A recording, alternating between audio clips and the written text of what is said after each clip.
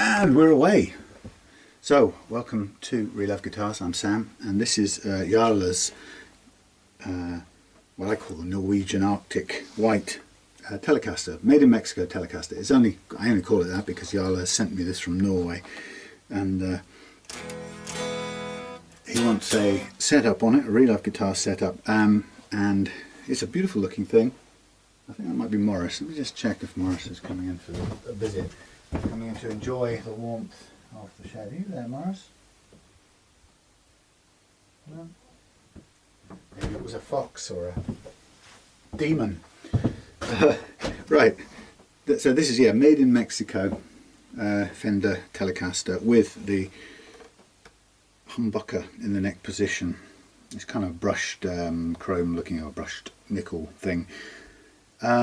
We've got black 3-ply pickguard, nice full thickness Arctic white probably body. The hateful Telecaster jack socket, which I can't stand those, the ones that hold, I don't know if that's a glue-in one or whether it's one of those held by a little useless clip halfway down the hole, but I don't like them.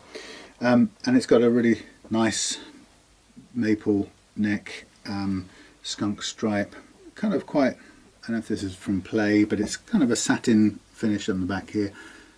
Fender branded tuners, and yeah, good looking thing. Sounds good too. Except there are a couple of small things straight away that I've noticed on this. So the first one that Jarle had told me about is that the G nut slot doesn't hold the string when you do bends. So that's got to be corrected, and actually the only way to correct this by the look of it is to replace this. So we're going to have to put a new nut in there. That's one thing. Second thing I've noticed is that the edges of the frets are a little bit sharp, and that's something I noticed with a previous made in Mexico Fender, but it isn't a big deal, and it's not as sharp as, you know, some things I've noticed. But when we do some fret work on this, it would be nice to just try and soften those off a little bit, because there's no reason to have them sharp. So key things, one is that nut's got to change. As it stands, the first fret action is really, really low. So somebody's clearly spent some time getting that right. And it plays very nicely, other than the fact that the action's good. And I think what's probably happened is somebody's done what I do, which is to take off the excess nut that's not needed above the kind of bottom of the slots, and they've probably taken too much off, so it ends up doing that. We've actually got a pretty low action down here. I'll measure this all up in a minute. We've got a low action down here and almost no relief at all. In fact, no relief that I can, well, that's not true. There is the tiniest bit of relief, but it's practically none in the neck. Oh, hello, Morris. Now, what I have noticed, we are so low on the action that it... Where are you going, mister? Well, Morris, do you want to sit on there, because I can't really afford to heat the Devonshire countryside. You coming in, Morris? Go on here. Come on, Morris. Morris, come on here. This is your place to snooze. There we go. Settle down, and I won't bother you. Anyway, yeah. So this is surprisingly low, and what we're getting is on the E, a little bit of scissoring off, I call it, for want of a better term. And even on the E, there are some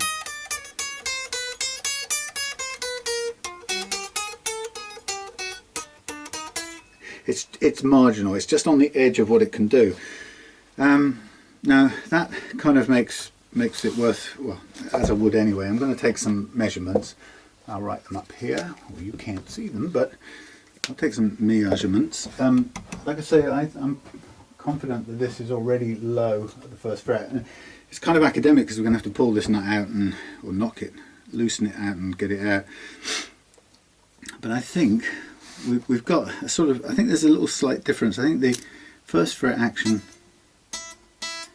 okay, first fret action is about the 0.4 over the first fret. It's about 0.35 over the first fret, and I think it's even lower on the E, just out of interest. Yeah, so the E's got not enough. So this could do with being redone. Just a quick check, practical check on the what do you call it, that thing, relief. Just holding it down, and we're going to measure around about here. You know, people don't get upset about the numbers. Somewhere in the middle, if you're good at judging distances, is about there. Now I reckon that's about, it's probably under 1/10 of a millimetre, so it's really, really, really tiny. If we can make it play like that, then okay. The flatter the neck is, often the more easy it feels to play. The easier it can feel to play.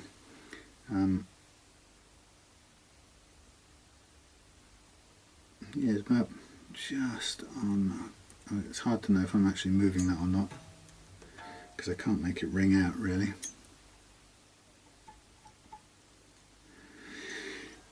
I would say, without my bionic spectacles on, I would say it's about 0.1, around about 0.1. It's marginal, again, on the limits. But it's not convex, that's the most important thing. And then outside of all of that, so what was I going to say? Oh yeah, let's write it down. Well, we have a first fret action which is variable from 0.35 high E down to the low E, and low E is probably something like 0.1 or less at the moment. Then we have relief is coming in at 0.1 max, I would say, and now we're going to have a look at what I measure as the last fret action. And I keep saying this a million times, but you don't. Lots of people do it different ways, and there are some accepted ways of doing it, and I just do it the way that works for me. Now this is showing me a very, very low, probably too low an action for a Telecaster with what I think is a 9.5 inch radius, but I'll check that. So last fret high E is the low E. High E is, when I say 0. I think it's actually 0.6. It's barely over half. Actually no.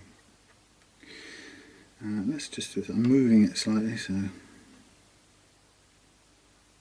okay, and it's about 0.9 of a millimetre. It's barely within where I would aim for. Now the low E is coming in at about 1.9, so there's room for improvement there, and I might balance it just a little bit the other way on the high E. Now that's fine, there's nothing outstanding there, and I think even if we kept the action as it was, I think I'd want to do my best to try and clean up these notes, and that's what my precision fret leveling hopefully will do. And the frets are in good condition, they're not unnecessarily worn or anything. There's a little bit of marking down on these low frets here, which could, I don't know why that is. It's a little bit of scratching. I think it's just the winding on the low strings, fairly common. It puts a sort of grooving in the top of the fret, but we'll easily clear that up too. Not that it's any hindrance to playing. So that, I think I'll just, like I say, rebalance slightly. I would probably aim to go, I might as well do it now. Actually, no, I've got to replace the nut. When I've replaced the nut, and let me think. No, I'll do the action. So yeah, we're going to go down to, take this one down to just now to 1.5. Let's see if we can just go to that point. That's just over, and then we'll check the others and make them a kind of spread across to what I would aim for 1.2 on that top, or at least, and very least 1. Otherwise we're going to be, really will be struggling. That's just about 1.5. and I'll do this one next to it. Now you notice I'm working off the underlying fret, which means I'm going up from the fret, which means I'm measuring up from a curve that's going across the radius. So in a sense I'm sort of mapping the curve of the radius. That's good actually. I'll leave that one there. That one's, see, that one is too low. That's no wonder it's struggling. Yeah, because I'm following taking my reading off the top of the fret, this is basically mapping or duplicating the radius curve, or so yes, duplicating the radius. So I don't need a radius guide to try and check whether I'm on track. Again, now this G is fractionally too low as well, and that's not going to help the action. Now on a 9.5 I've gone for just over 1, fractionally over 1, and the B needs to come up a tiny tad too. The 1.5 down to 1.2 is a fairly adventurous action for a Telecaster anyway, let alone if it's got no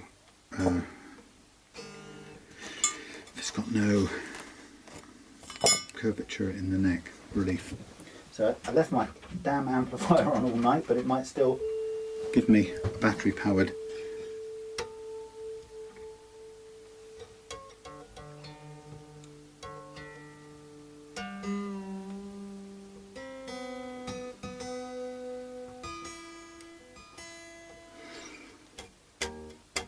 Wow.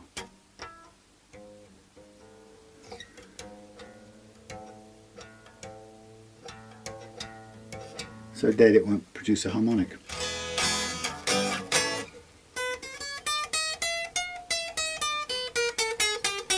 Okay, so even at the chosen action at that end, right now, it's still choking those notes a little bit. So that's kind of got that end action done the way I like. Now what I've got to do now is get this, we'll have to select this off because I need to remove this nut.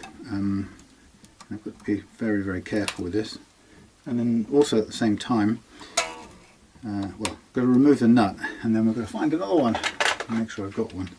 That would be a bit of a temporary showstopper. Yeah. Just double check the spacings. This is a narrower spacing. Okay, I'm going to have to recut. We're going to go low on it anyway, so I'm going to have to manually use this as a guide for the spacing and cut slots in it.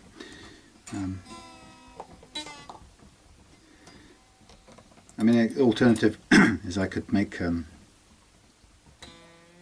blimey, hate those string trees, I really do. Yeah, the alternative is to make one from, you know, cut one from a block, but this in a sense is the same thing. I'm using the basic nut to just cut some new slots on top. Can I have this piece of wire, please? I don't know why I just threw it on the floor there. So what I'm going to do is just use this bit of garden wire as a temporary string retainer. You can buy these, not these wires, you can buy these things from StewMac and places like that. They do special little bendy bits of steel, but you know, a little bit of garden wire. I can see where somebody's taken, you know, done a lot of work to get this nut right, and what they've done is taken, it's quite common, taken a little chunk out of the headstock with a, what do you want to call it, file. So I'm just going to take a picture of that. I just want to make the point that that was there. It's a bit like, you know, higher cars, you've got to make sure that the damage that's there is known. This has been kind of just a little bit of lacquer done over the top. I wonder if this has been done in the factory, because the lacquer over the nut joint kind of looks like it blends in perfectly with the rest of the surrounding area. So what I'm going to do is I'm just going to have to just loosen this, or gently score the edge of that join, because we've got to get this out. Kind of difficult to manoeuvre around this. Yeah, we've got to get it out, so we just want to ease it on its way. So I'm just basically trying to, I'm just using my thumb as a push really, just to break the lacquer so we don't end up flaking off anything else that we don't want to do. It's quite a difficult thing to hold in place while you do it, but I think that's about right.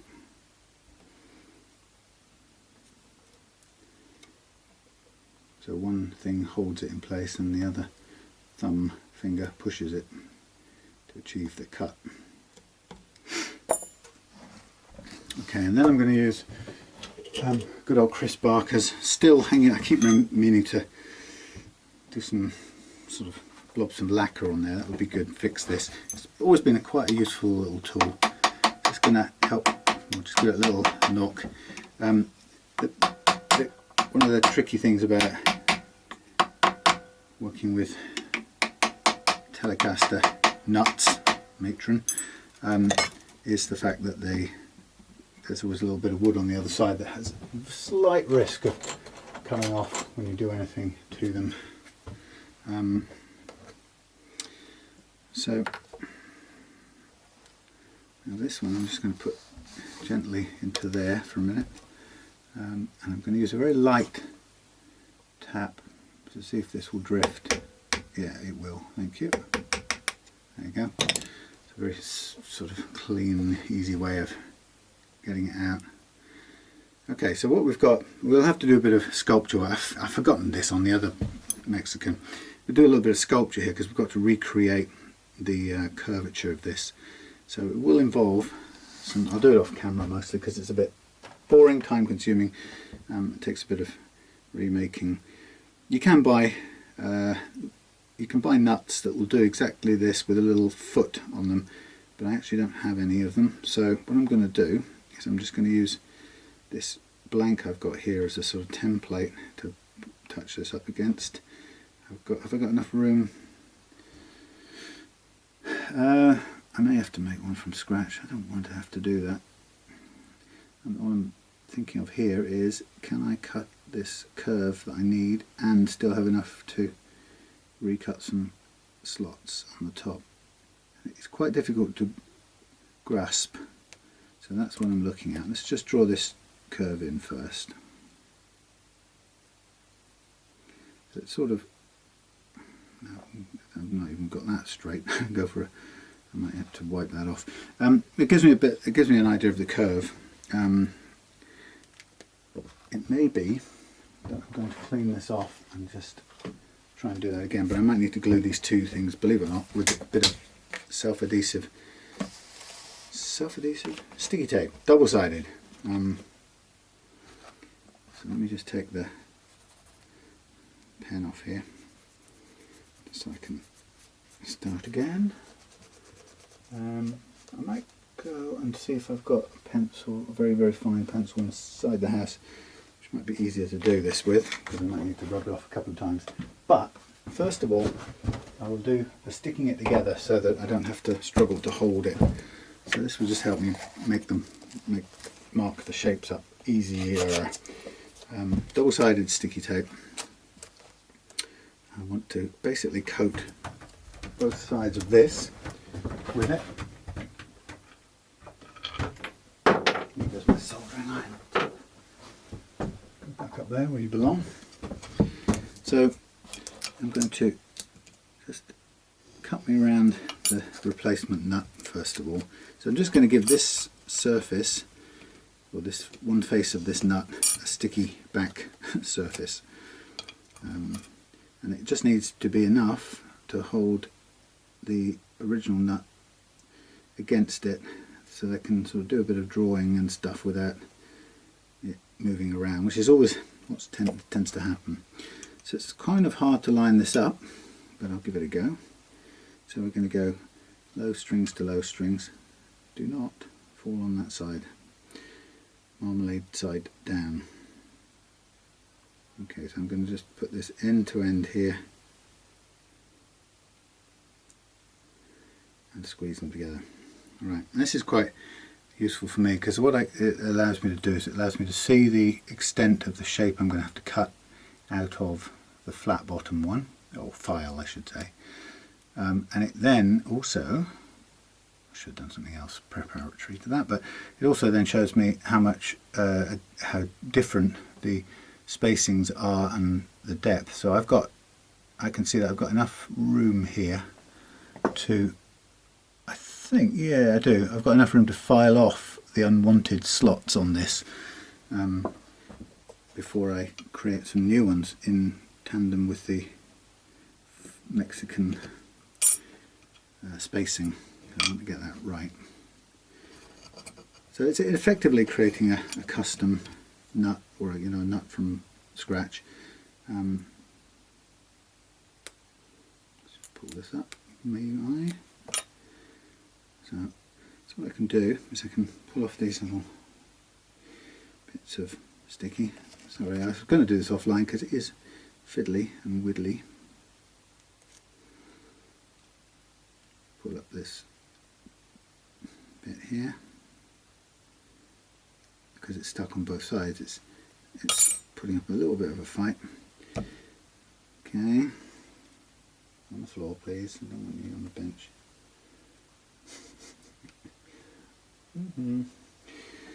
Okay, now I'll go off limits in a second, and I'll go and find me a very fine propelling pencil which I use for marking things. But I'm going to mark the line that I can go down to, and I'll also mark the line on this side once I've removed, cut it. So I shall return sometime later with this nut recut to a correct shape, as if by magic. So it's fiddly, but it's important to be able to do it. Come on. Right. Sometimes I forgot, but sometimes I cover the nut with some masking tape first, which then kind of gives me it's a bit easier because I cut off the tape and it leaves the nut underneath visible. Okay, let's have a quick look there. Right, I shall go and mark up. Well, I can actually, on this one I'm going to do this with this pen since I'm here, and it's going to be removed anyway, and I can do the same with the top stuff, but I will in a minute go and get the pencil.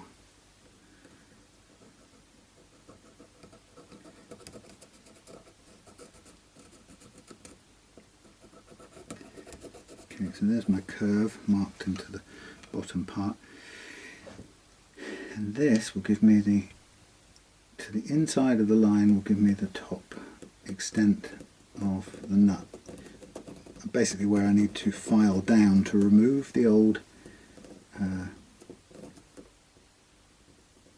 the original slots, so I can put new ones in, but it's just enough to get rid of them, which is great. So there's my bit of marking there. So now if I carefully remove the original, I have in front of me a beautifully shaped template which I can put in my vise over here and just very carefully file down to what I'm looking for, which is a careful and slow process. So I'm gonna do that off camera because I'll just fiddle around and make loads of bone dust, and I'll come back to you when that's done. Okay, back again. Now what I've done is I have custom cut the nut, tacked it in place with some double sided sticky tape, and pretty happy with the positioning of everything. There's a bit of room to make tiny adjustments if we need to. I think it's all pretty good. I'm just looking at the position of this B string. Could it be slightly to one side?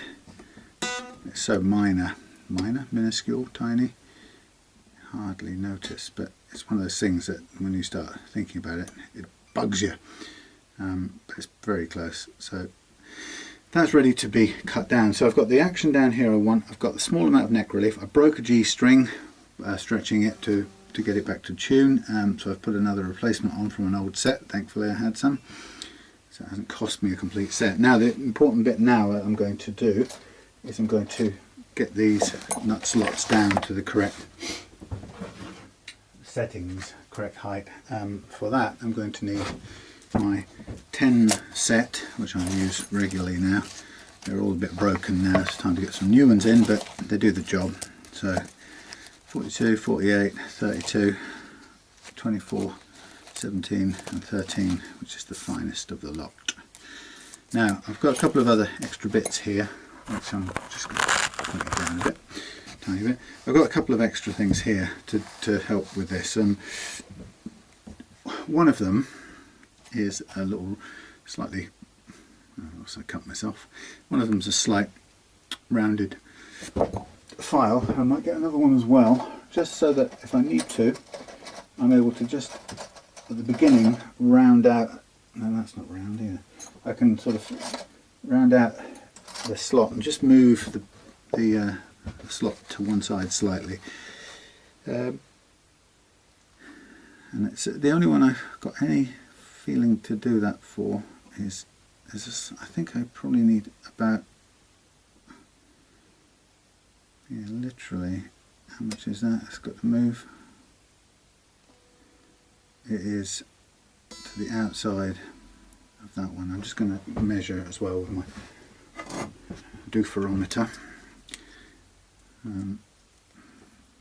But everything else is kind of where I want it.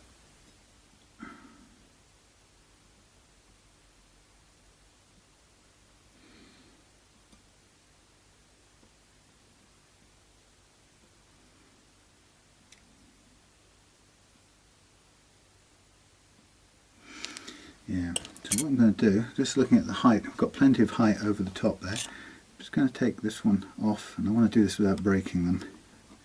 And I'm just going to round out this thing a minute so I can basically get me a new start point at exactly the width I want. Now this has a little bit of movement either way because I only tacked it in with double-sided sticky tape. Double-sided sticky tape. Okay, that's where it's got to be, right on that little bit there. I'm just going to make a new mark there. Place it.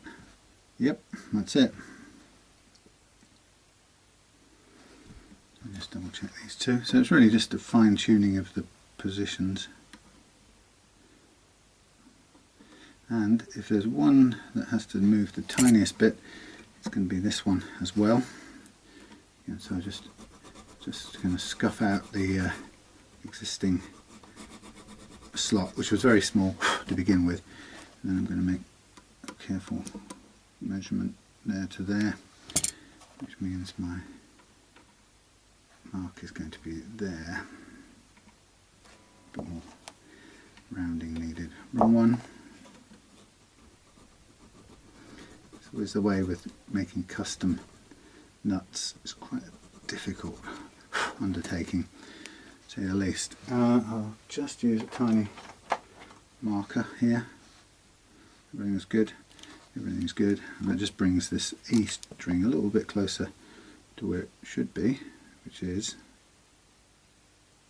the edge. And then we can go ahead and cut the actual slots then. Okay, so just mark that on there, put that on there, and make a little indentation there. Okay, we're on. We're good. Right, so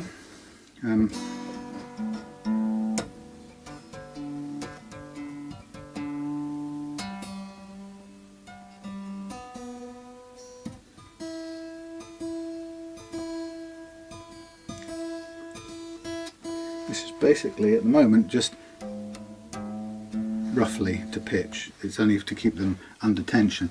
So the first thing I'm going to do is I'm going to basically, I'm going to do a little bit of more work with this one on each of these slots just to establish them where I want them and work from there onwards. That's good. I've marked these up already, so they were already in place, which is fine. Just going to go, see that one, that one's on the wrong side of that.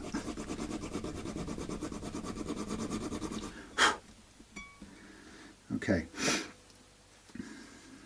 so I'm just going to take this one off for a minute, take this one off, and then we're going to work with the 32 on this one. And what I want is a 0.3 of a millimetre first fret action.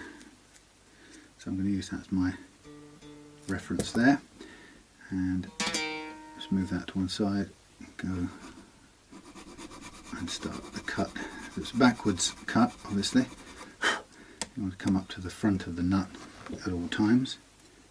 So I'm just going to put this here and place this one back here. That's cool, happy with that. I'm just going to widen this a tiny bit. The jeweler file, I will need to glue this in. Once I've cut these, they're pulling up a bit to one side at the moment, so I will need to glue them. It's pulling that way now because of the fact that the bass strings are off. So yeah, it'll be no problem. Once I've sorted the slots out, I will glue the nut in place. Just got to make sure it's pretty much in the middle as I do the checking for height here. That's the main thing. The diamond jeweler's file, diamond coated jeweler's file, is pretty good for just widening the slot to prevent any binding. Again, line it up. Technically, I think I could probably go under there and glue it down now, but I won't worry too much about that. It's just I've just got to be conscious that it is pulling. If I'm not careful, it pulls to one side. But as long as I know to bring that back as I measure it up like this. So you can see what I'm doing is I'm just working a little bit by little bit with the nut file to get a backwards leaning slot that ends up with a first fret action of 0.3, and I'll know when I've got there. Let's go this way. No, it isn't enough. I'll know when I've got there because the feeler gauge will just start to catch on the string.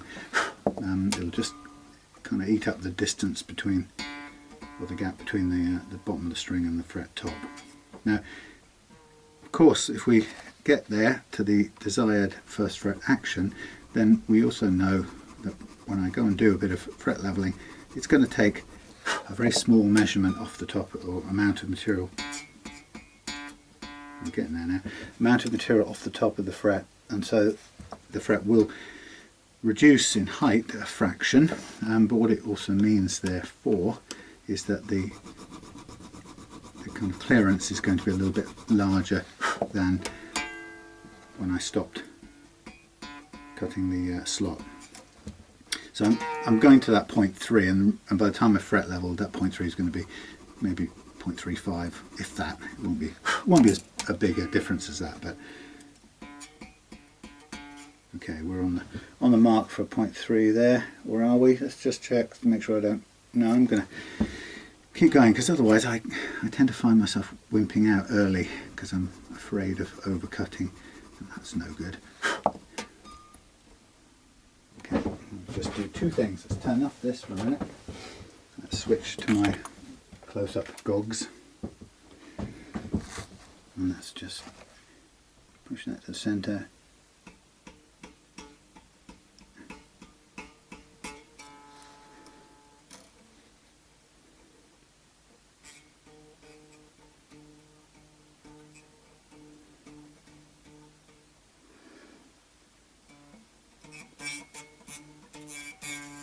Yeah, we're just on perfect height, so I'll stop right there, tighten this one up.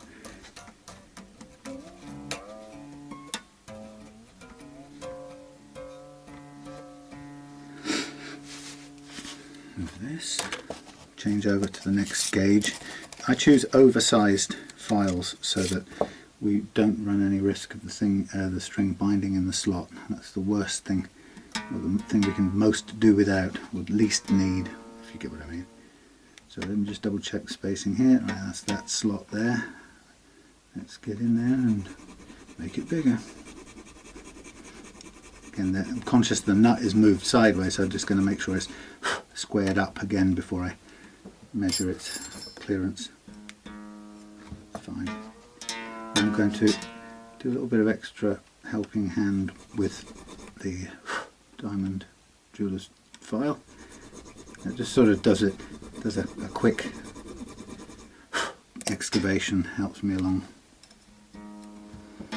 And then we'll take the any remaining material above the slot away, but obviously this time, unlike the last time it was done, leaving more room so that the G string won't bend when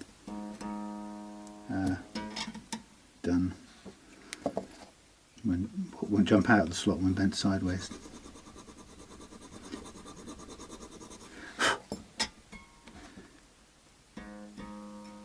Okay, so I tend to revert back to the nut file once I've got as close as I can get, so that I have a nice rounded bottom, as it were.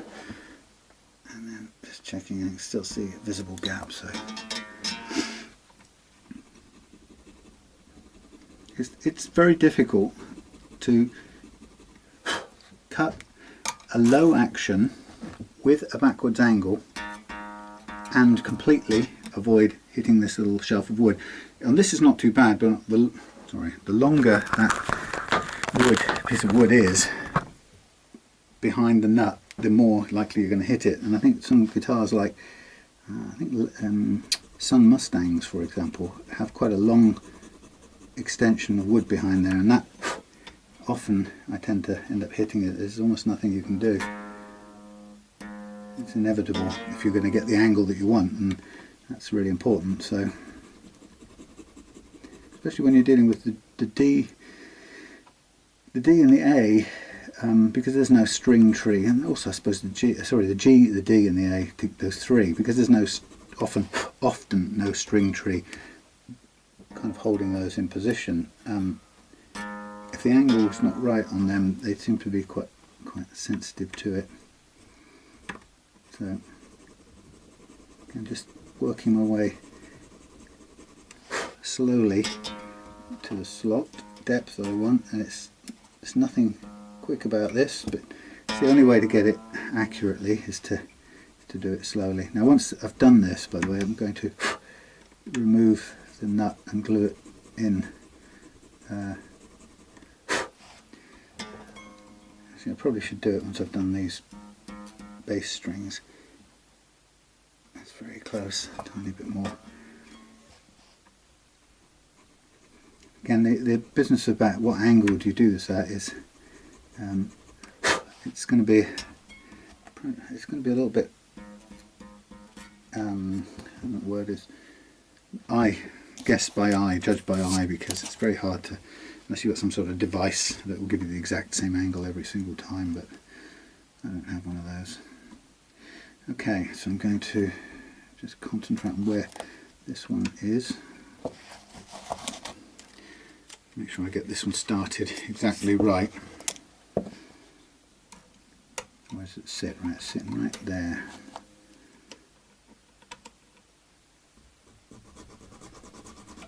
Let's put a little bit more of a slot into it and then double check it for spacing. That's great.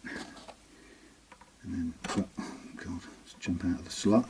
Go in with the correct file.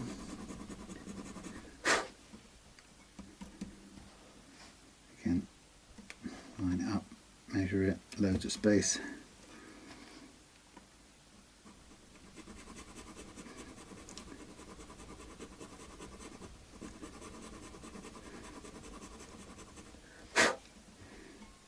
There are some kind of get out of jail techniques if you overcut your nut. Not that I would use. I would rebuild this one. Annoying me. It's time to get a new set. I would rebuild it if I did it on this in this instance. But if you were doing this yourself and you overcut something,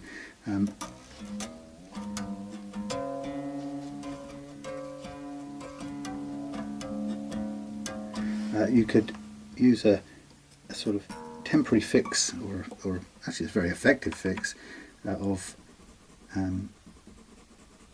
bicarbonate of soda and very viscous, no, non-viscous, runny super glue, CA glue, and that makes a sort of paste that sets very hard very quickly, and you can recut it. It just acts a bit like bone, not quite the same, but you can use it to kind of get out of an overcut if you need to, and it will hold up pretty well. I've done it in the past and I can't really remember it ever needing replacing, although you can change the change out the nut when you get a chance, once you've played your gig or whatever, or your jam or whatever you needed to do the temporary fix for. But it's a pretty effective get out of jail system. I've accidentally in the past used baking, no, what have I used?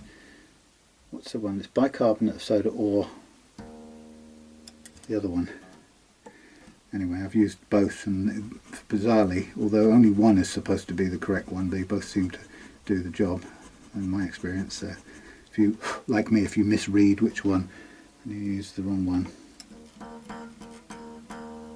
So we're getting there, still a little, let's have a look. It's not too bad for the higher strings. I'll do a little tiny bit more. But yeah, it is a definite get out of jail free business. And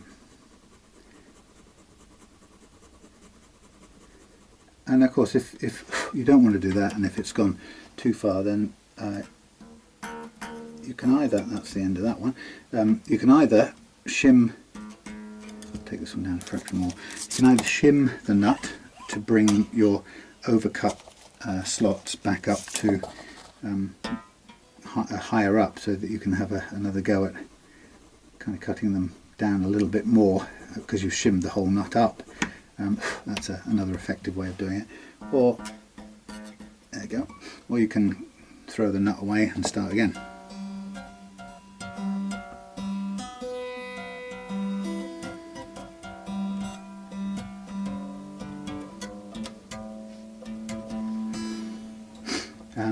Anyway, let's just get on to these last three. So I'm going to work out from the G upwards now, and then we should be nearly there. And I'll use again a combination of, or a partnership of the diamond file, just checking the spacings where this sits at the moment. That's pretty good. I'm going to go in a bit further there, get it in the slot, just double check it. Widen the slot, check the spacing, that's good. And then we'll work a bit deeper with this one. And then get the thing under there, and then just keep going. Again, every now and then, if it feels like it's going deeper and sticking, then is the time to get the diamond file in and just kind of create a bit of a notch for the time being. Now, for some people that notch is an ugly affair and they don't like the look of it. There's only there's only one real reason, two reasons why a notch isn't the best solution for your string slots. The first one is a practical one, and that is there is a slight risk that it makes a kind of V, a very sharp V point at the bottom of the slot, which theoretically runs a risk of snatching or grabbing at the string. That's what I would consider the main objection. If you do have to use one of these, you can solve that problem by rounding the slot, the pointed bit of the slot out with an inexpensive welding nozzle, or actually a piece of old string. You could probably do the same if you had the time and the patience, just to kind of overcome that consideration that it might be a pointed slot bottom. That's a small consideration which I would definitely keep in mind. And the other one is predominantly cosmetic, so that people who don't like to see a V notch, because aesthetically, when people see a load of material above the string, it convinces them usually that the string is going to be catching, even when it isn't. Even if it's a V notch and all the sides are kind of comfortably away from the string, so there's no likelihood of it grabbing, people still feel very uncomfortable about that. So again, you can get around that quite properly by removing, as the previous person who did this nut has done, going over it and removing the excess material above any reasonable height where the string sits, so it doesn't look quite so walled in. So it kind of takes care of the cosmetic objections that people may have, but also helps to absolutely ensure that the nut is the string is sitting free of any grabbing. Now, the truth is, in this setup so far, you've seen me spend a lot of time to get to just this point, and I haven't really done the precision fret leveling yet or any of that stuff. So however long this has taken, it's taken just this long to fashion a replacement nut for a nut that certainly wasn't working, and we couldn't just continue using. So I had to make a replacement nut, and it's taken this long to get it and cut it back to the correct spacing, but also, really importantly, to do it in a way that ensures that all the strings ultimately will run smoothly through. And that's the most important thing. And even though it seems like an awful long time, there's no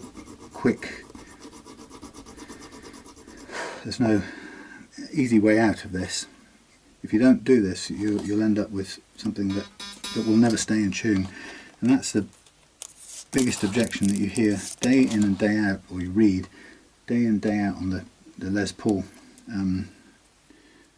forums, is the people complaining about Les Pauls not staying in tune for all the money they've spent, and they're furious that they don't stay in tune. And the reason they don't stay in tune, people kind of want to moan and complain about something to do with Les Paul's terrible headstock design or terrible quality control or whatever.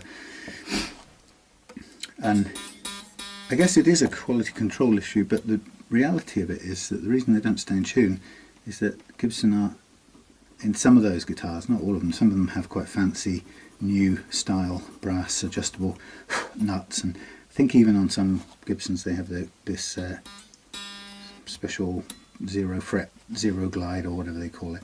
So Gibson have clearly made some efforts to overcome this problem, but on a standard Gibson, or the cheaper if there is one, the less expensive Gibsons that might well ship with a plastic nut or even a tusk one, too often the nut is badly cut, with the result that not only does it literally not hold tuning, but it goes out of tune, or appears to detune, because of the height of the first fret, and the strings then go sharp when you fret them.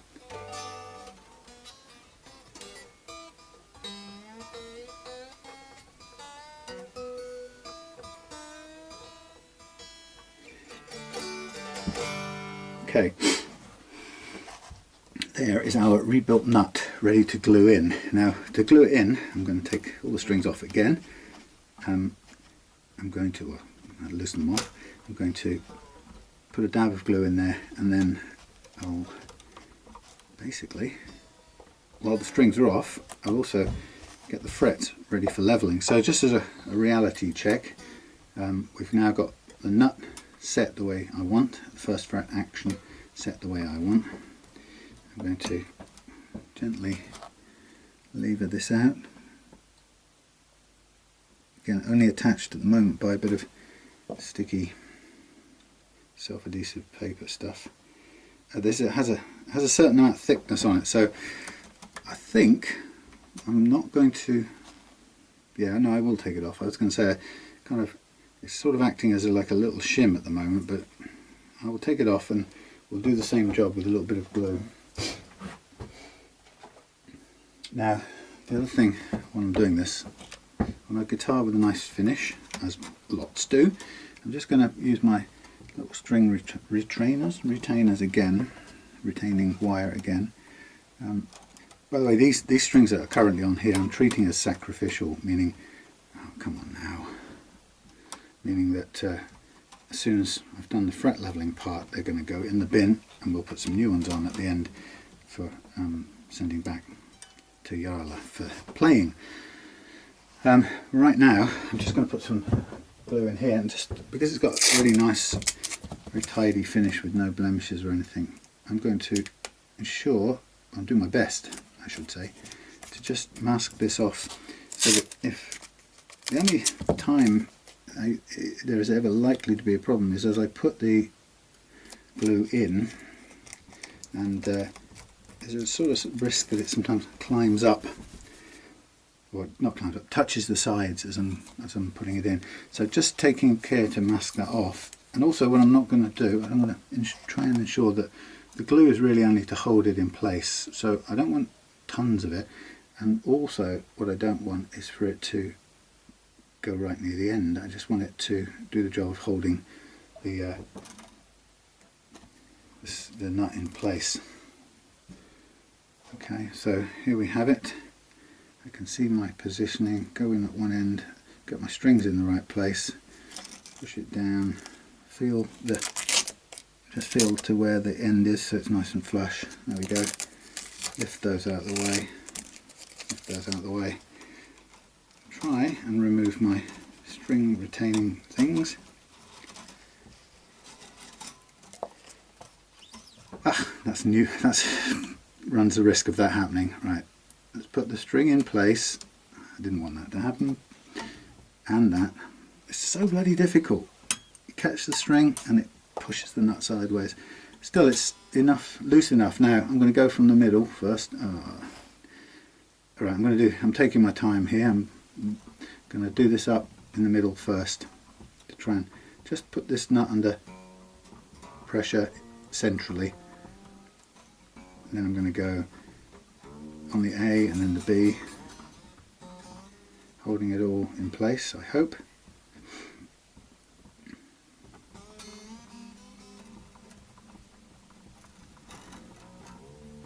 And then just check everything's in position right and let it set right there, and just check how it's sitting. Okay.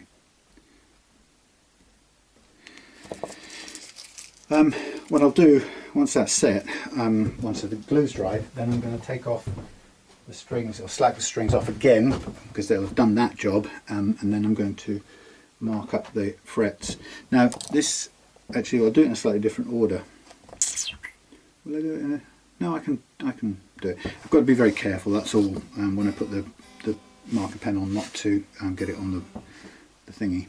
But for now I just want this to set, so I'm not really going to, let's put it under a bit more load.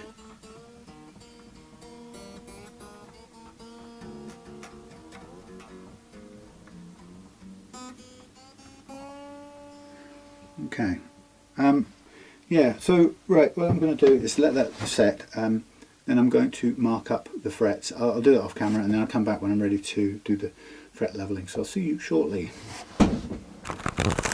Okay, right, let's go for it. Frets are lightly painted up in black marker. Okay, we've got our freshly sandpapered, double-sided sandpapered truss rod for the job, and now I'm going to do the legendary precision fret leveling using the thing truss rod. Okay, so we have the action, just a reality check. We have our last fret action the way I want it. We have the mosquito in here. We have first fret action on a new nut the way I want it.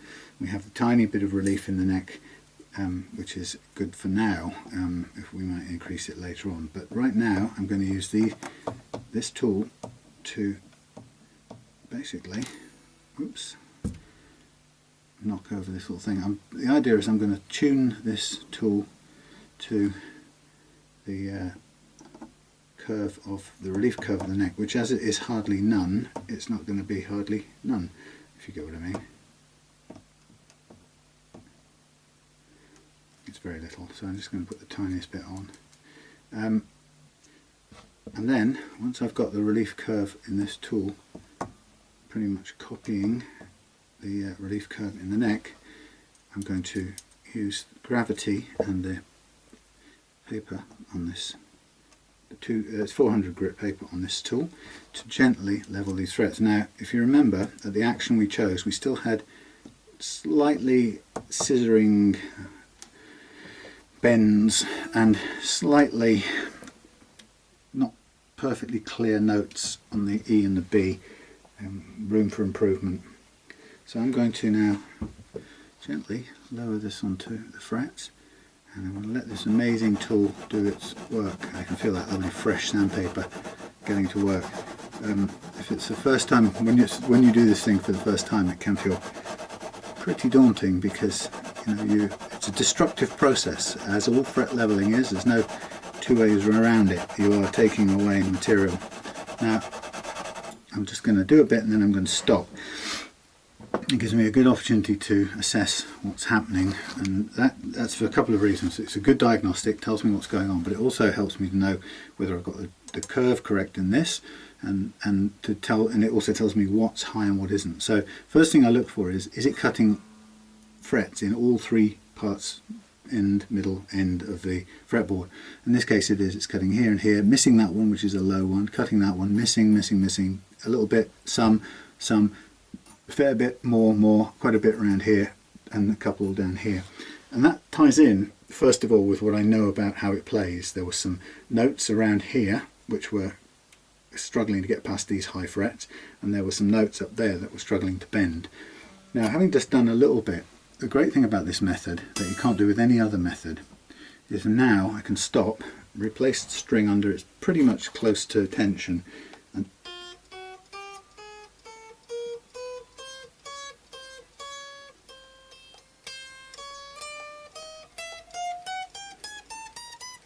test each note. Now it's very nearly there, but there's still a tiny little bit there, and I suspect that's because there's a slightly lower fret in that little collection there, and the interesting thing about this is that a low fret makes the adjacent ones high, and it has the same effect as if there was a high fret in the sequence. Now it's always a judgment call with this process, and you say to yourself, if there's something seriously wrong with this fret that makes it very low, you'll know within two shots of it like this. You'll go, I'm not getting anywhere near grounding out, if you like, the slight unevenness in this, because you won't know what it is. You won't know how uneven it is until you've had a go at relatively flattening it. Now I'm confident that I can see it's just about touching everything now, so I'm confident that's actually got out the problems. I'm going to recalibrate again, even though I'm technically using the same, I'm recalibrating in the same place. I have to do it twice in one spot because I can't go to the outside of the high E. It just didn't make sense, but it's impossible. So I'm just going to make a tiny fractional adjustment, and that could be just as much as has changed in the warming of my hands on the truss rod or whatever, but it's very, very close. I handle it very gently, take off the B string, put it into the, hopefully into the E slot just to hold it out of the way, and then push the spacer in down here, and that gives me a run on the B track. And again, I'm just going to let gravity and the new sandpaper, 400 grit, so it's very, very light. It doesn't have to kind of work too hard. It's not taking off tons of material. Because it's taking the black marker pen off the top of the fret, it always does look like it's doing something. It's always a little bit shocking for the first time user, but you'll see. Well, Jarle will see when this guitar comes back, that you wouldn't know that frets had been levelled and dressed out.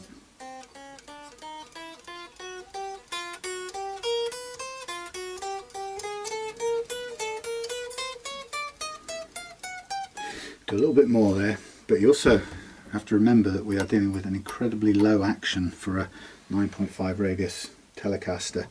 This is at the sort of limits of what's possible. Hello, love.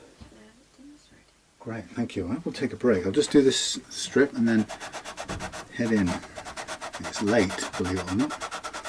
So I'll get this B track a little bit more levelling done, and then I'll be taking a break, possibly till tomorrow, you never know.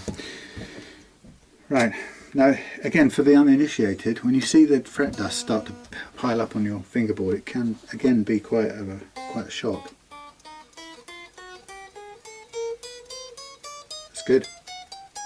That's gone. Right.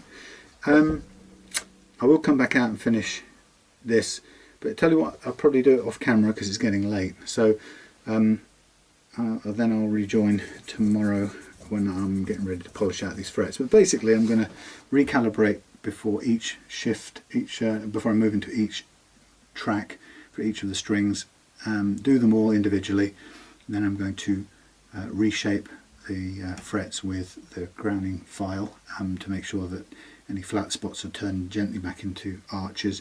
And then I'm going to spend about half an hour polishing them out with a whole range of papers. Of course I will cover up the fingerboard, protect it with masking tape before I do that, and again that's quite a boring process, so I'll do that off camera as well.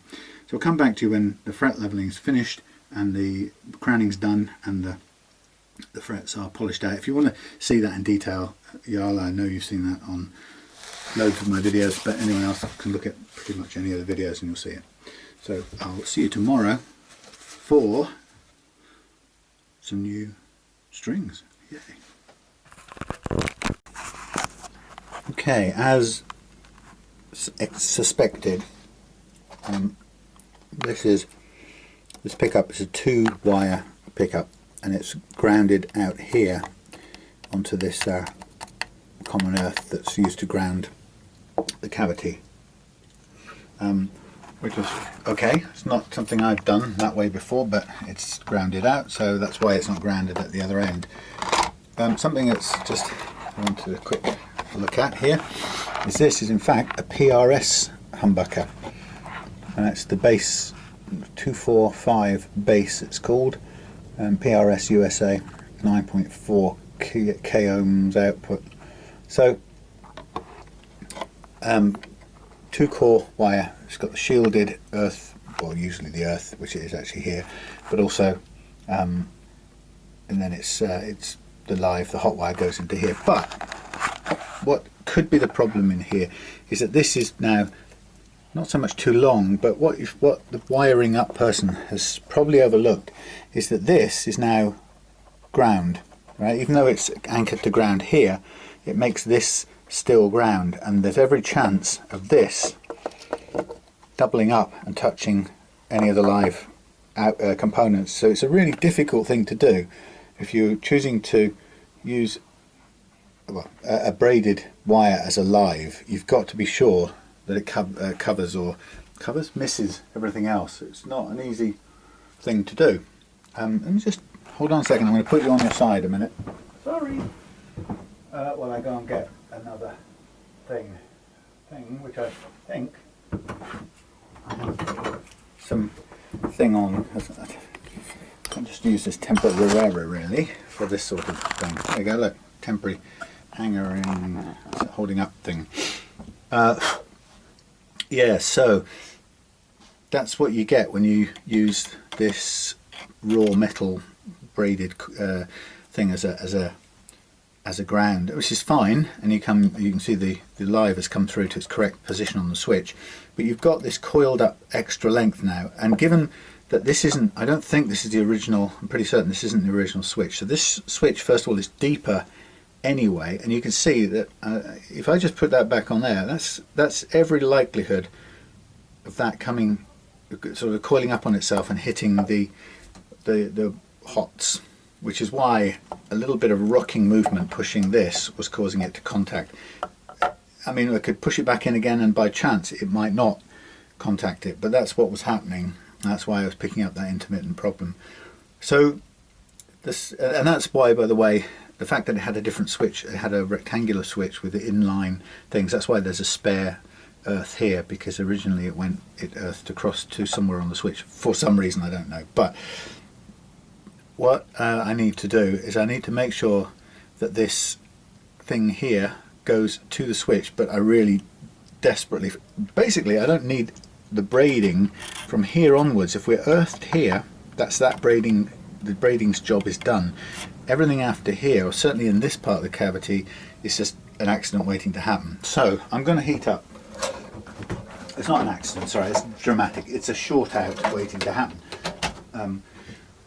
You know, the fact that I was getting it just by touching or gently rocking the switch is evidence that all I had to do was move it very slightly. So I think everything else is fine. So what I'm going to do is I'm going to uncouple this, because it's a messy joint anyway, I have to say. It's got loads. Again, one of the things, if you're going to wire something in, try to wire it close up to the lug. In other words, you don't want this big piece of exposed hot wire, because again that could come into contact with anything. So what I'm going to do is I'm going to unhook this wire altogether, and I'm going to sheath off the majority of this braid, because it serves no purpose from this point onwards. It's just going to get in the way and short out the circuit. Okay, and then as soon as that's done, what I'll do is put it back together again, and we'll be on the home stretch then. You know, I'm pleased that I've tracked to my satisfaction what it is. There's no complex wiring problem, but you know, it ties in with the sort of the bit of detective work which convinces me that this has been switched out from the original, because the original Fender humbucker setup would have, according to my research, was a 4-wire humbucker, hence the more complicated wiring configuration on the original rectangular, cheaper style switch. So the owner, the original previous owner of this guitar, has, you know, gone to upgrade it with an Oak Grigsby switch, and also with changing out the Fender pickup for presumably a preferred PRS. Now, the degree to which, how much better that is than a Fender one, I don't know. Again, pickups are often a very subjective thing, but it's clearly somebody's decision to go with PRS instead of the Fender, and as a result then the wiring, it's a two-way switch, so the wiring is straight away different. So they've wired it up with just the two core wire from the pickup, and as you can see, they've anchored one part, or grounded one part, into this cavity, which is fine because there's a jumper, a very solid jumper. These are the original Fender jumpers from one cavity to the next, even though the paint actually looks continuous, although you can never guarantee it being continuous, because it has to go through that little tunnel. If you can paint your way through that tunnel, you can be fairly confident that the shielding is continuous, but you can't always be sure that that happens. Okay, so as I said, first step here is I'm going to desolder, uncouple this joint here, which is looking a bit, it's very, very weedy anyway, this joint. Almost be better off cutting it the way it's looking, because it's a bit, let's wait till it heats up a bit more. It's a bit ragged. Of course, you don't, it's quite difficult to work on something like this. I'm going to just tip that upside down so it sits supported in there. What I'm going to get as well is a piece of sheathing, shrink wrappy stuff. It just needs to be enough to keep any chance of the braid away. But yeah, that's what caught my eye, this braid, what's it doing, and it clearly has been used originally when this PRS was used in a different guitar. It clearly, you can see from the solder here, this braid was used in the more conventional configuration, which would be, this would have gone to the top of the volume pot and this would have gone onto one of the lugs, sorry, onto a where it would have gone, it would have actually gone to the volume pot and then back out from the volume pot to the three-way switch in a PRS style arrangement. So it's clearly a very different beastie altogether. So I'm going to take a chunk of this stuff and I'm going to get my solder sucker and, oh, that's just broken, or come apart I should say. Let's see if I can refit it and get it to work. Ah, come on. Don't fail me now.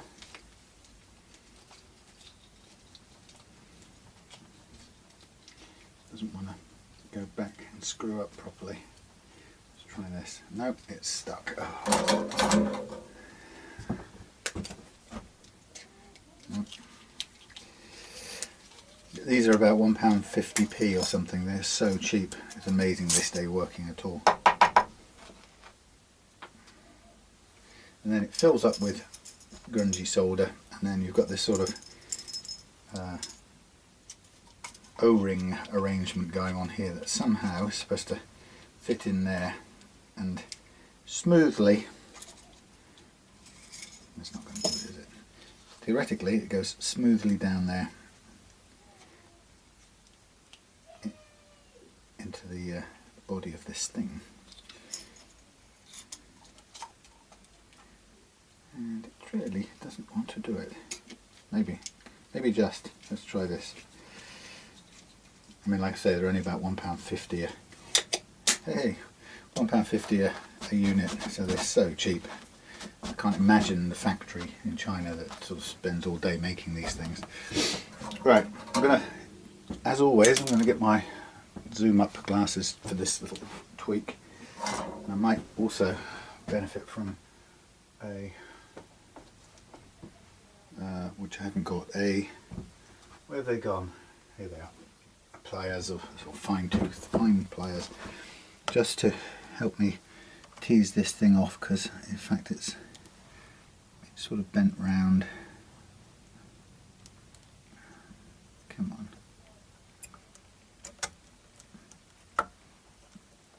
There we are. So I know that that's going into the second on this side facing us when I come to put it in. So meantime, so we don't, first of all, we don't need all of this. Well, we don't need all of this for a start. So the less of this we have knocking around in here, the better. But some people like to keep it long because they may want to put it into another guitar. So it's not critical that we shorten it anymore, although personally, if it was my guitar, I probably would. But instead of that, what I'm going to do is just try and, what I want to do is shrink it down a bit. I'd rather have some, it's a bit too big to go through this cavity, this channel maybe. Maybe I just need to do the heating thing first. I'm going to try and push some of this excess wiring back through there, because it doesn't need to be in this cavity here, which is the most congested place. So I'm just going to put that off to one side. Find me a heat gun thing just for now. Now if I can just make the top half connect up and hold in place, then I'll be doing all right. It's quite difficult to get this working, and obviously avoiding getting the heat anywhere near the guitar itself.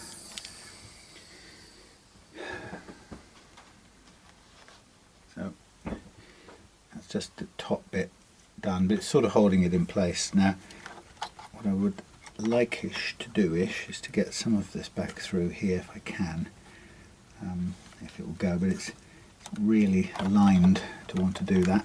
Oh yeah, maybe. Come on, there we go. Right, so to me, having less of this through here, the better, the less the better. And what I'd like to do is I'd like to put that back on there. But something else I think I want to do, just in case, because I don't, this thing is a deep switch, and there's no reason, there's an increased chance of it touching out on anything earthy. So what I know is that the cavity has been earthed all the way for, obviously for purposes of shielding. So what I think I'm going to do is I'm just going to take a bit of Gorilla Tape.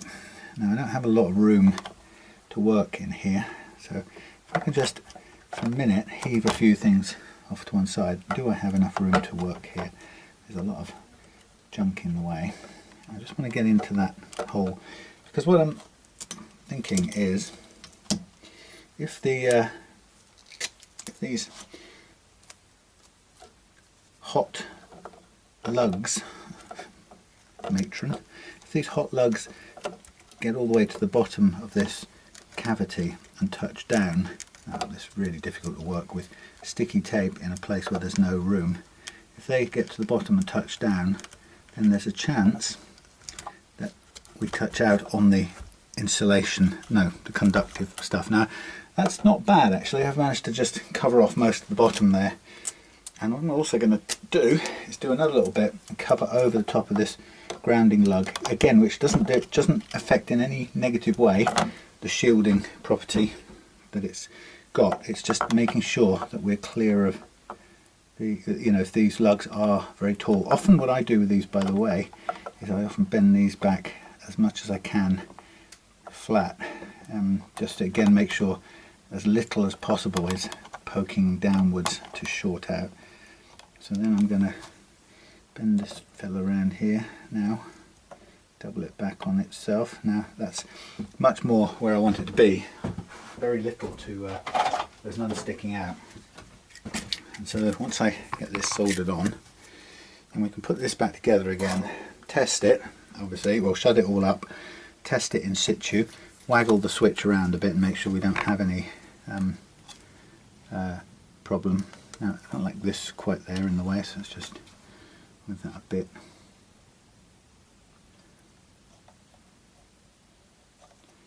Come along.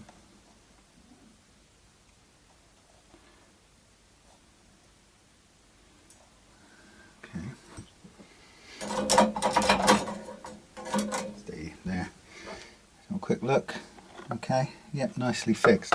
Now I don't mind all of this stuff bending up. It's none of it's kind of moving components. So it can all kind of scrunch up under here. And then I'll pull it back so that there's a little of this as possible under there. And then I'll replace. Oh no! Sorry, I didn't realise I've still got both my phones here shooting crummy noises at you, probably. Right, so I'm just going to screw the plate back on. Now I can feel it pressing down on all this coiled up wire, and that's okay because it's all shielded, or it's all sheathed. But prior to that, there was this bare ground wire, active ground wire if you like, coiled into this whole mix, probably hitting on the underside of the switch. So now we have this here, which I now double back in here, much happier to fold that back on itself and tuck it away under there than to have it knocking about in the business end of things. So I'm going to do this with my power driver set to 1, very low torque obviously, and we'll just get this, all these pickguard screws tacked back into place, make sure it's all nice and flat. Is that actually going round the, yeah, it is round the middle. And then as soon as that's done, I'll do as much of a test as I can do, just by running it into the amp and sort of changing the switching round and make sure it's all good. And add that little extra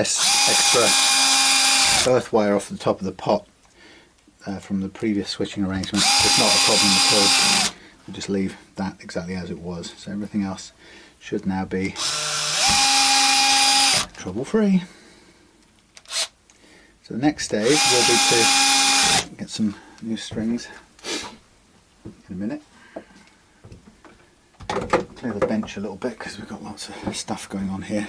I'm not sure why I have to that putting a new bracket up now, I've suddenly brought this thing back on a camera back on a stick, but maybe it gives me a bit more variety in the you know, the view. Right, let's just put this here. Give me a thing I can do without these now. So once I've done this guitar, I'll be moving on to some more good fun with the K30, which I will be refurbing. And I think the first job in the list, on the list, is going to be, that's better, it's quieter than it was, which is good.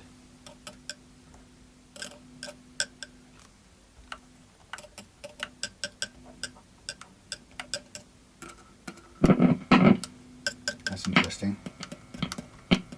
Now this switch, I think,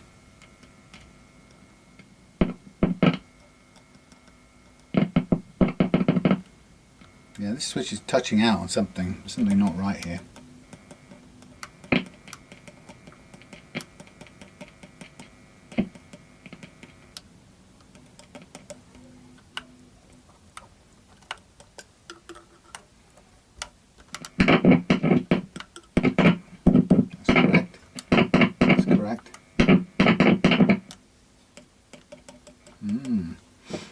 Let's go back under here. Well. I wonder if the switch is actually damaged in some way. I don't know if it is, but it's going to be difficult to test it. Let's double check this here. Okay.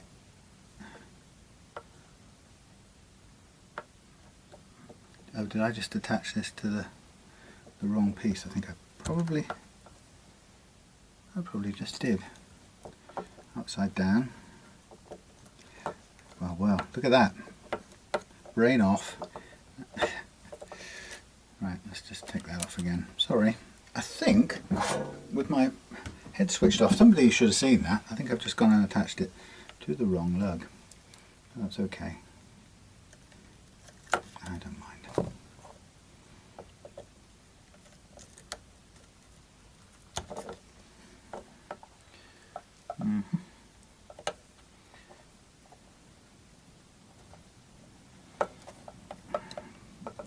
Kind of difficult to work with this in this configuration.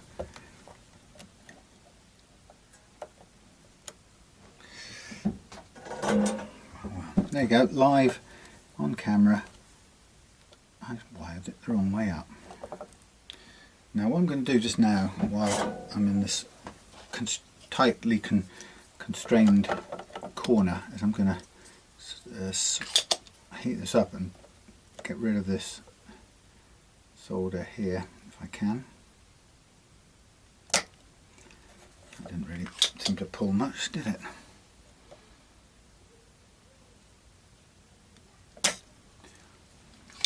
It's just got some wire caught up in it. Hellfire. Come on. I think I've got some wire caught in it. Also, my solder sucker is not sucking solder very well, so I think that's going to have to get replaced. Right, hold fire. Literally. This is now beginning to slightly annoy me.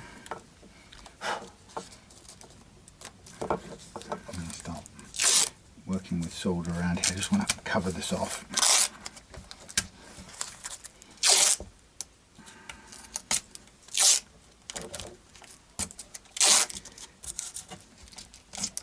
Right, you stay in there for a minute. Right, that's better. You come off. Now let's just look at this. No, I did put this. Hang on a minute. Oh, that is correct. That is the correct one. I'm not going mad. That's in there. Just the white ones jumped over. Right, let's just double check on a second before I go. Better turn this off so it doesn't annoy you. Sorry. Let's check this one a minute.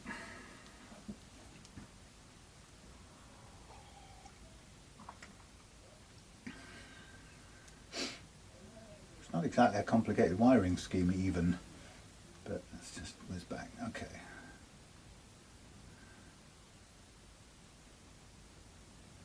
Come on, give me a clear picture of it. Where is it? Okay, it was on the end one. I got the wrong one. Why did I do that? It's the end one. Bizarre. I went to the wrong switch, the wrong lug. How peculiar.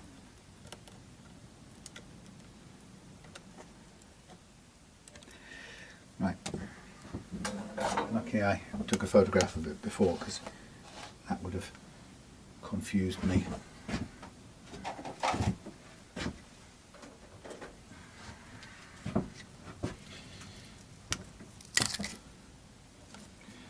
So let's just get this one done.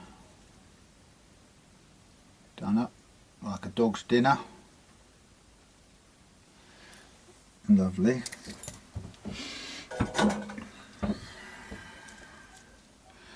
Right, everything pretty much as was.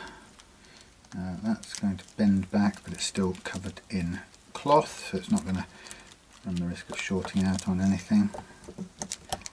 Right, let's just hold that back down, turn that up, check that. Thank you. Right, staying on, doesn't move when I press it. That's that done. Yeah, well there you go. So just how simple it is to make a complete mess up, putting it on the wrong lug. For some reason my brain told me it came off the second one, but clearly it came off the first one, which is very odd. Anyway, our job is done. Now we're in a position to just tighten this down and double check it using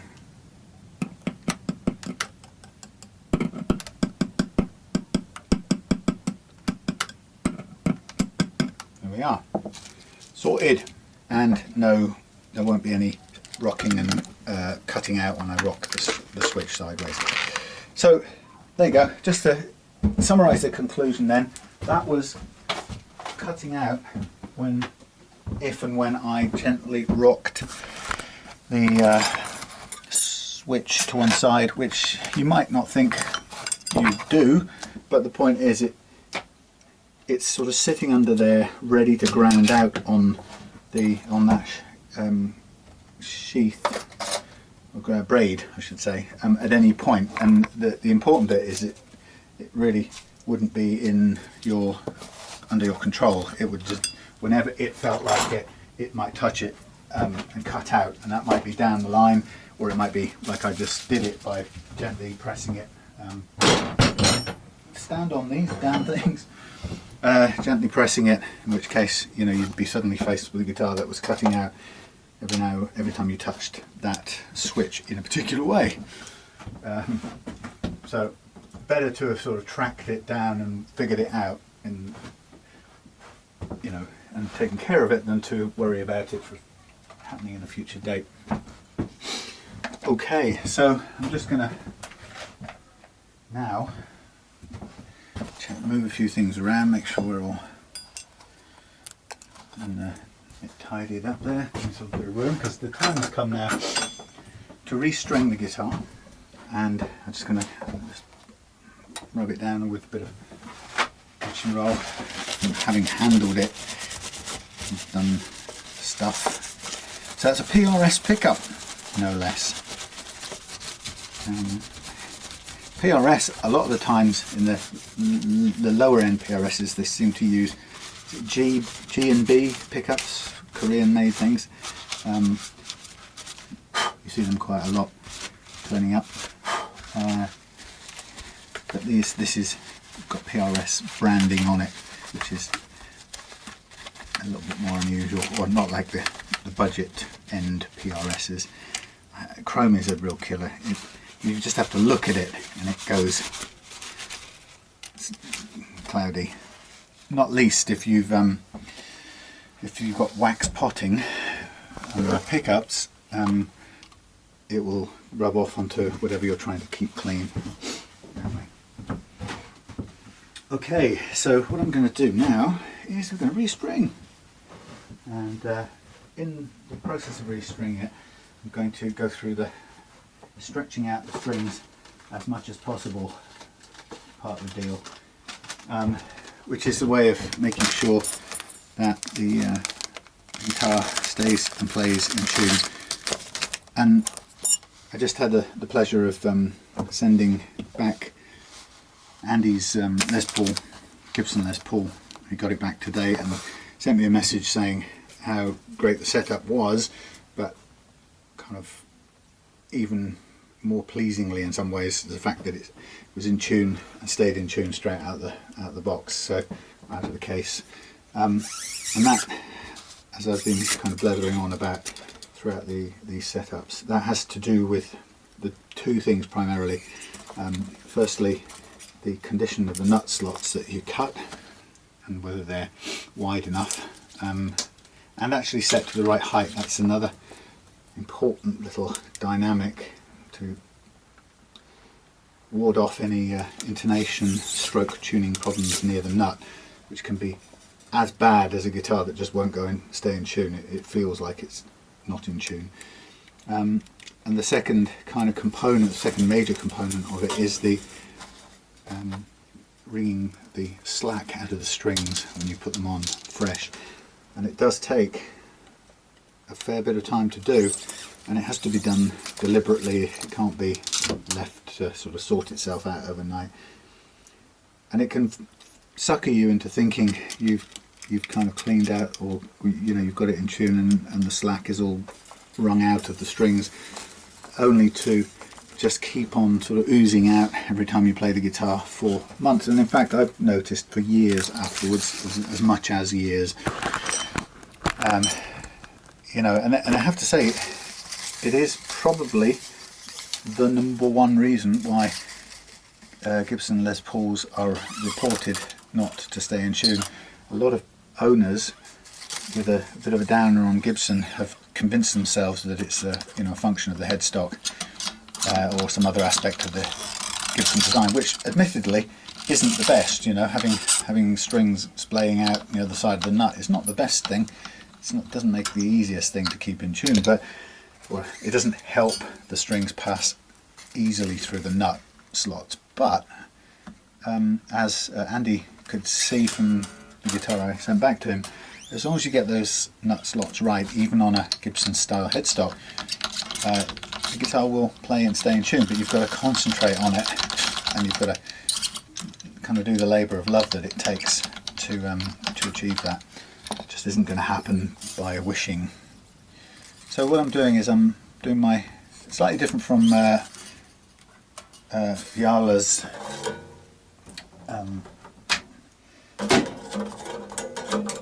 threading of the strings in the posts. Jarle had a kind of locking double back looping on itself thing. I don't do that just out of habit. I never learned to do that, so I use this version, which goes once over the top of the loose string, pull the loose string up, and then direct this held string under the spare string. So you get 2 coils only on the post, which is a nice dependable amount, which kind of limits the amount of slack you're winding up as a sort of store of slack, which you don't really want. So two winds around the post that this gives you is enough to hold the string really tightly, enough to kind of lock it off, but not so much that you've got bags of stretch kind of hidden in there. To do that, you might just notice that I sort of pull the string all the way through the post to begin with, and then pull back about a fret's worth before winding that fret's worth of string onto the post. which is how I get the amount on the post that I want. And now what I'm thinking of doing is, I think, probably off camera, I hate these metal butterfly things. They are the last little barrier to the guitar staying in tune. Not the most important bit, but I have found that after having gone through the trouble of getting the nut slots right and all the slack still out of the strings, you can still get this little metal butterfly clip interfering occasionally with the with the string moving freely, and you can hear it pinging, and it kind of just upsets the tuning a little bit. It drags the tuning, shall we say, and on top of that, it also can convince you that your nut slot is pinging when in fact it isn't. So the string tree can fool you into continuing to sand your nut slot not into oblivion, but too much, because you think the pinging is coming from there when in fact it's coming from the string passing through this little piece of cheap metal, which is not such a good idea. So there's the strings on. There they are, being snipped short, so there's nothing left to sting the own draw blood, which is one of the things I hate most of all. Now, I think I may have a ready-made my little box of OCD. I haven't taken too much care over this recently. I mean, it does look tidy, but it's not as good as it could be. It's not as logical or sorted out, but you can see there's a bit OCD. I've got everything in its place and a place for everything. Now, I have here some things, some tusk string trees that I've made myself by hand, and I've made them by hand. I won't use this screw actually. I made them by hand from old.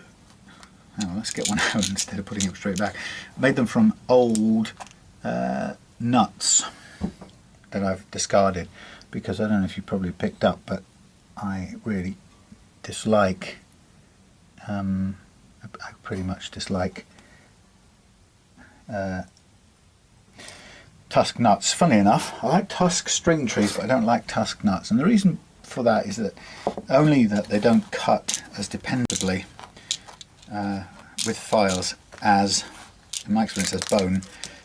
There's no sonic improvement that I would challenge anyone to identify a sound improvement or degradation from using bone or tusk.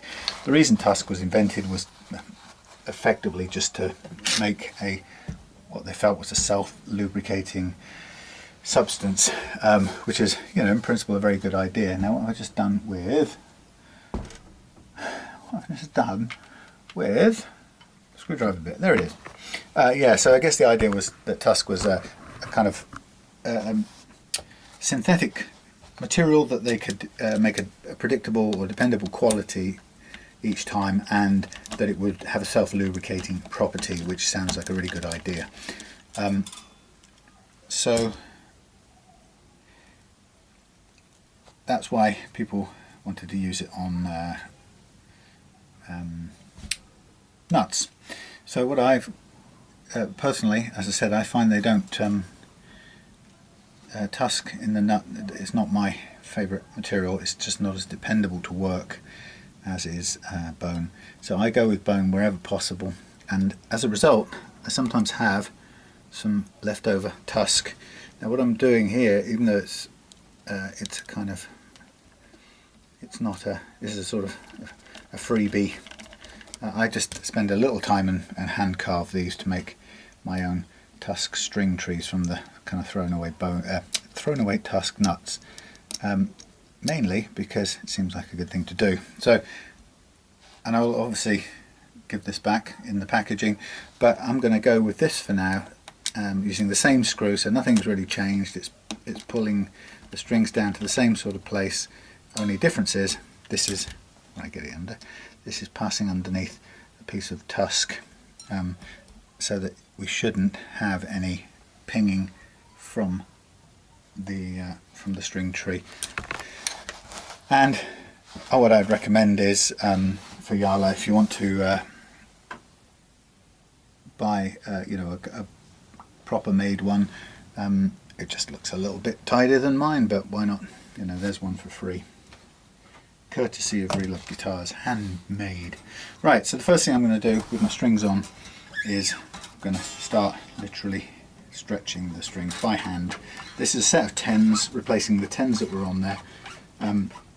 Now, you see what I'm doing? I'm using thumb and forefinger. It's a really good way to stretch the strings without stressing them over the saddle or the nut, which is where, you know, there's a likelihood of them breaking. So this is just being done kind of on the spot that we're working on at any one time. Obviously I can't really stretch the stuff going through the body. That's as is. We'll pull the string in other ways to try and get that to come out. Eventually, if you do about four of these kinds of stretches and a few bends and pulls, you're pretty much there. So what I'll do now is take a note from the amp and just tune this up to pitch, by roughly anyway.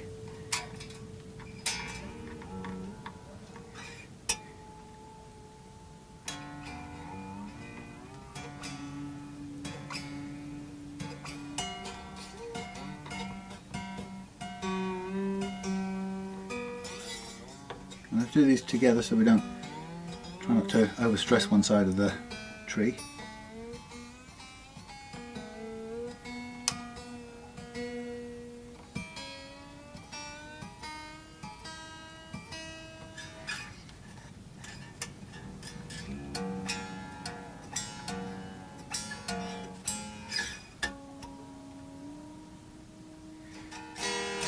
Okay, there's our first tune-up. Everything's looking good. Now, when you're tuning like I just did there, the thing you're listening for now is pinging from the nut. And if the nut is anywhere too tight for the strings, you'll just hear, well, two things. You'll either hear it ping, or you'll hear it ping and feel that you're turning the tuner machine and it's just not direct. You're not feeling the tuning move in linear proportion or linear relation to the amount of turning you're doing, and that's what happens when you have when the string gets caught and retarded in the slot. You get to basically pull the string, but it's not really moving through the slot exactly. It's stretching on the tuner side. So what I'm now going to do is, having pulled some more slack, is retune it again. And that's the difference. That's what we wrung out manually.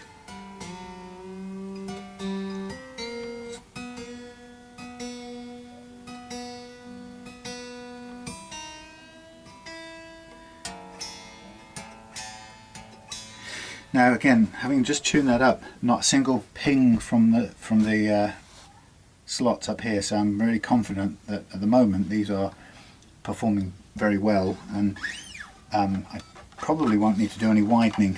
If you did hear pinging from at any point between now and sort of sending the guitar back, basically, if I hear pinging in the nut slot, even if I'm in the house trying it out ready to pack, I'll get the sandpaper, 600 grit usually, and a blade, you know, a craft knife blade, and I will just gently put that into the slot and avoid kind of pressing down into the bottom of the slot. I will kind of go sideways and just gently widen it sideways on both sides of the inside of the slot. Now often, I'm just saying in advance here, that I quite often break a string doing stretching on the E, but often when it's a 9.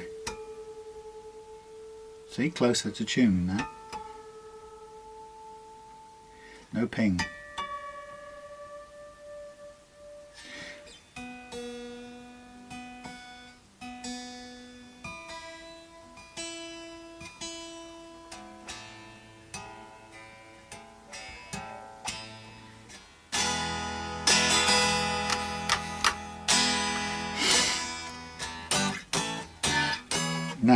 this is the first time in a long time that I've managed to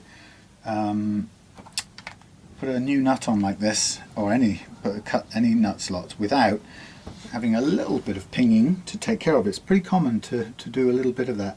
Now what I've noticed is since yesterday I've opened up the neck relief a little bit compared to what it was, and the reason for that was that even with fret leveling yesterday, with a zero relief in the neck and a low action, what we were getting is the second fret here was just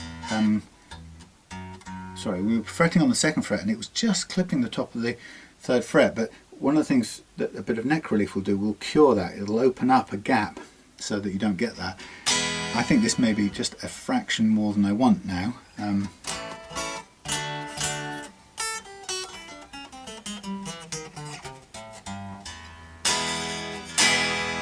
mean, it makes it play very well, but what I've learned from that is this is a slow responding neck. So that's absolutely fine. It doesn't have any negative effect on the fact that we've leveled. As long as it doesn't matter what the actual relief is when we level, as long as we match the relief with our fret leveling tool. So in this case, I can now play around with the relief as much as I like. It's not going to have any negative impact on the levelness of the frets to each other. We've already done that job with a particular amount of curvature that we chose at the time. Now all I'm aiming to do is just to tweak it to the setting that we want to make the action the way we want it. And I think for my liking it's come up a little bit higher, but I think it's shown me that the neck is responding slowly, so that was pulling a little bit more slack out, as you can hear. So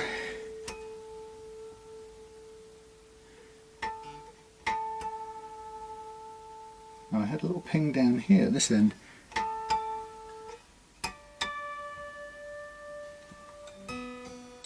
Ping there. See, now we start to get it. I'm going to just make a note of that. That was the B and the E were tiny pings. So like I said, it's very unusual to get to a finished state where it hasn't got a ping at all. So I'm quite comfortable that it does, and I'll do what I always do, which is to get that little bit of 600 grit, get me a blade, and the small strings I'm going to use the very edge of the blade, and I'm just going to lift off the string a tiny bit and just go into that slot just a tiny bit with this sandpaper. Let it widen it a tiny bit. Now the important thing to remember here is some people get their guitar, maybe buy it secondhand or even new, and they string it up and they start hearing the pings and figuring it's not staying in tune very well, or you can feel the string isn't moving through cleanly through the nut slots. And they go on a forum online and everybody tells them to shove loads of stuff into the nut slots to lubricate them. And you can do, and you may get a temporary relief. God, 10s are hard.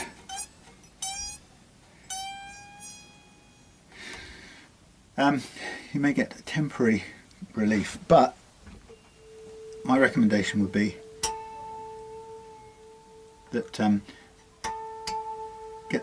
get the slots tuning and moving cleanly before you put any lubricant in it at all.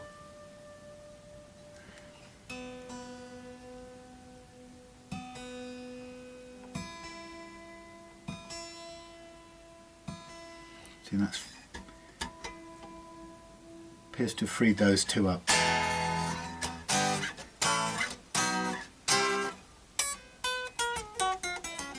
Now I'm just going to get the action gauge again. I'm just, whoops, there goes a magnet. Just going to double check this action. It's just under a millimetre, which is not surprising.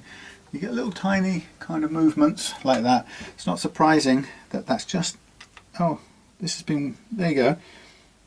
That's just really weird. I don't recall how that would have happened, but that's actually in dusting and polishing. That's what's happened. This is wound in this this grub screw, so it's changed the action, which I could tell straight away because it was just scissoring out, completely choking off those notes. So it's just as well to check it, because it had adjusted itself overnight, well, in the cleaning process. So I'm just going to make sure everything is the way I want. So even when you think nothing is going to have changed between when you did, last set the action, again the B's too low as well, see? So just tiny little touches with a cloth while you're polishing things and cleaning things up has a consequence. So it's always good to double check, never trust.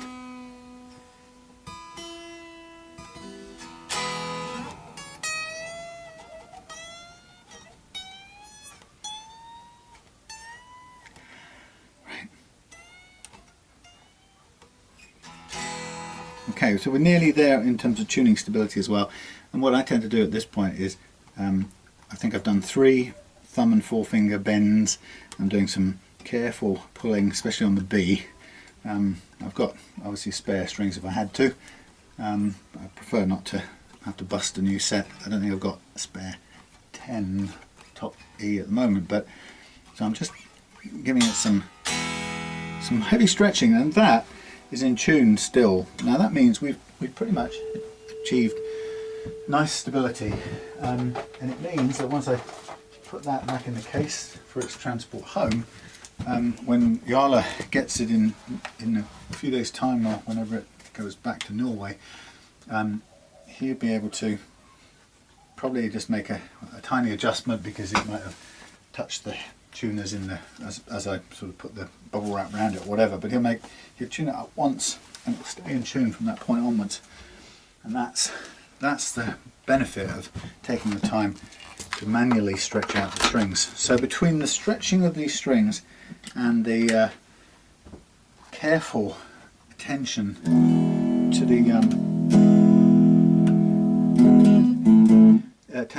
the nut slots, that we've got ourselves a guitar that will stay and play in tune.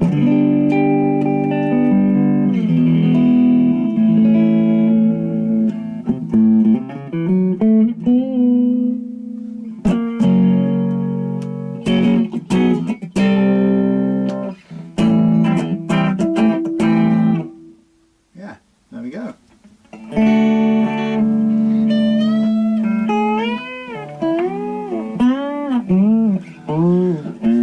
God, 10s I find hard.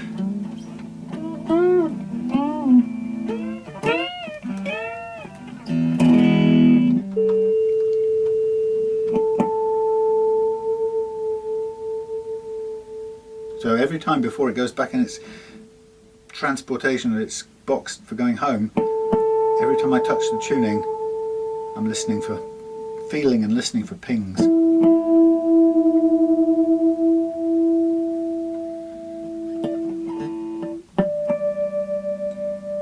G. Tiny little ping there.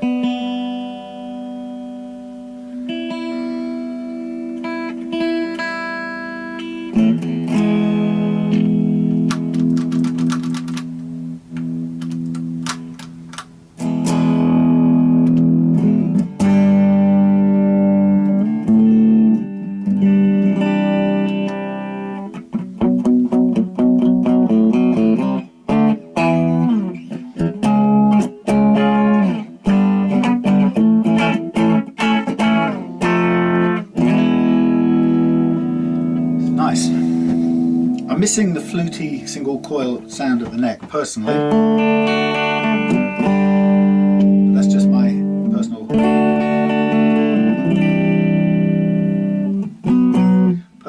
preference. Okay, so what I'm going to do now is, we've got the wiring working, there's no more intermittent cutout problem, which is really good. I'm now just going to plug in the tuner, and now I'm going to test for the intonation and see where we are. I've got a feeling that it's going to be spot on. Remember the G, I've got to just sand the G a tiny bit.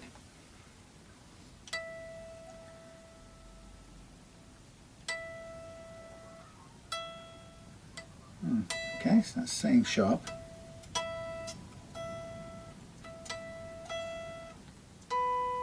Maybe I'm not thinking of this guitar, maybe I'm thinking of the SG I did yesterday.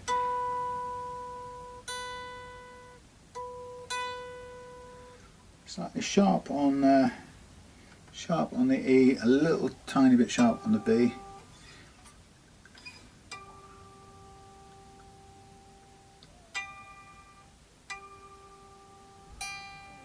Sharp on the G.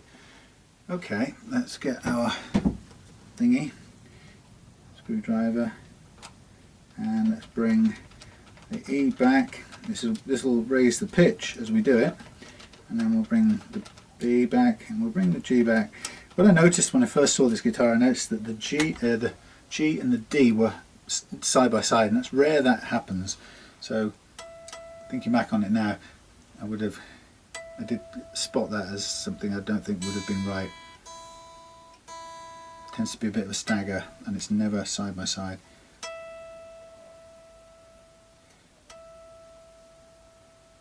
I'm just tuning the harmonic to true, as close as I can.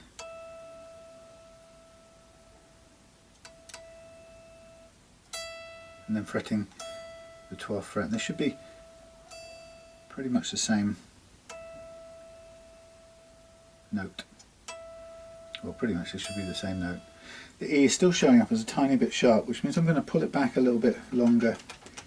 Sharp means the saddle needs to go back to lengthen the string, and then I'm going to do that to the other strings in sequence, following a time-worn pattern. And I'm going to leave, now there's a discrepancy between the G and the D, and I think the D is by and large where it should be in that pattern, and I'm just going to do, I'm now visually adjusting the others to what I think will be close to the correct setting. Right, the E is on, the B is sharp. Don't forget, I've still got to sand the G. See that, when I'm doing that, I'm still pulling a little bit of slack out of the string.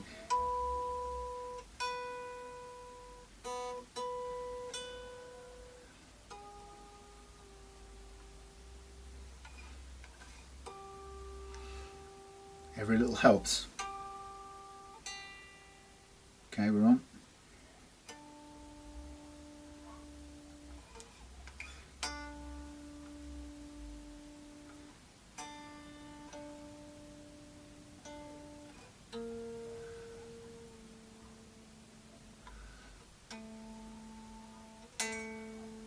Yep.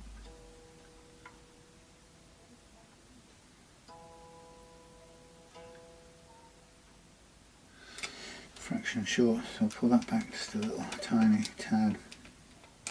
So now what we've got is these two clusters of three. E is the furthest, the high E is the furthest forward, the next plain string a bit back, the next plain string a bit back, first wound string forward of the last plain string, but probably just a little bit back of the B, and then the next plain, the next wound one, the A, is back a bit from, staggered back from the first wound one, which is the D, and then the third wound one, the E, is staggered back from the second wound one, which is the A. So it's two groups of three, and pretty much always that way. If it isn't that way, something's wrong usually with the strings. There's almost nothing that can be wrong in the underlying fingerboard or frets that cause this. In fact, there's nothing that causes it. If it doesn't end up in that stagger pattern, there's something wrong with the strings. And I've discovered in my time that a badly made or an old string can literally be a mile out on intonation, even though it's the correct length and everything. So something about the way the string performs can totally mess it up. And I'm not really quite sure how, but I think who was it here with me? It might have been John T, who was here with me, and we got everything nearly done on his guitar, and then we put the strings on and the A would not intonate. It was wildly off. So I binned it and put a new one on, and it intonated instantly.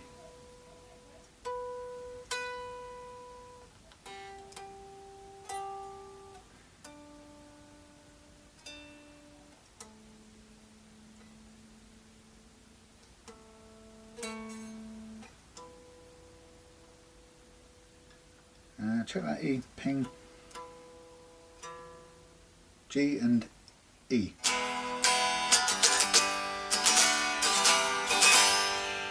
We are perfectly intonated. Brilliant. So that's how easy it is in a way, but you have to trust both your ears and your tuner. Please don't get fooled into this discussion or this point of view that says you have to spend £1 million on a tuner. Yes, sometimes some tuners will react differently to a note than others. Not quite sure why that is, but if you find one that works for you, stick with it. And when it tells you, for example, if I couldn't, let's say like that example I gave you, let's say somehow for some reason using that tuner we just used, let's say I couldn't intonate the A, it just would not arrive at the right place and it was way out of sequence. Trust the tuner, trust the stagger sequence, and distrust the string, right? Believe me, that's what goes wrong, the string. Now, I'm going to do a tiny last little bit of sanding on the G and the low E, and then, before I finish up for the night, I'm just going to visually check the relief one more time, and then once I've done that, I will be prepared to tweak it again tomorrow if I need to, if it's still a little too high. I don't want it too low because I don't want the low E clattering on that fret.